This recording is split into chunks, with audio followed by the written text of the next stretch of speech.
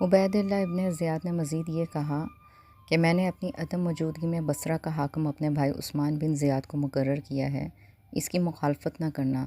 خدا کی قسم میں مخالفوں کو قتل کرنے میں بے باک ہوں، قریب والوں کو دور والوں جیسی سزا دیتا ہوں، میرے ساتھ صحیح طرح پیش آؤ، میری مخالفت نہ کرو۔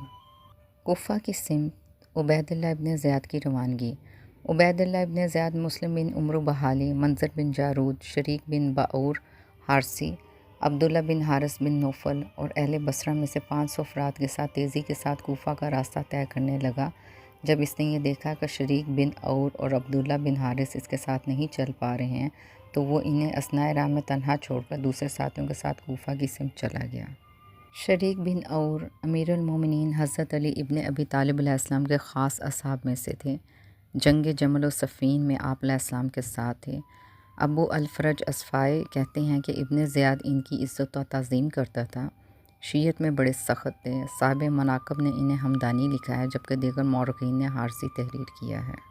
اختصار کے ساتھ شریک امیر المومنین حضرت علی ابن ابی طالب علیہ السلام کی اطاعت میں ثابت قدم رہے اور جنگ صفین میں عمار یاسر کے ساتھ تلوار چلاتے رہے، اور معاویہ سے جو ان کی گفتگو ہوئی تھی وہ تاریخ میں مرقوم ہے۔ لکھا ہے کہ ہانی بن عروہ سے ان کی دوستی تھی۔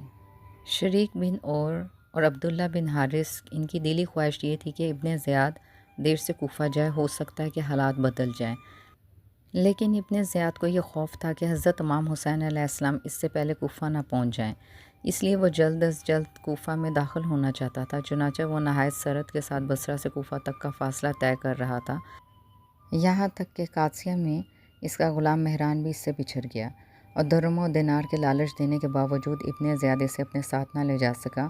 مجبوراً اسے بھی راستے میں تنہا چھوڑا اور لباس بدل کر اپنا سفر جاری رکھا۔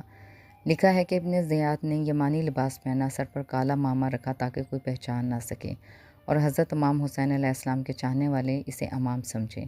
اس بھیس میں وہ ہر چیک پوسٹ سے نکلتا چلا گیا۔ لوگ یہ سمجھ رہے تھے کہ وہ حضرت امام حسین ابن علی علیہ السلام ہیں، وہ اسے مرحبا کہہ رہے تھے، اور ابن زیاد آنکھیں ملائے بغیر خاموشی سے چلا جا رہا تھا۔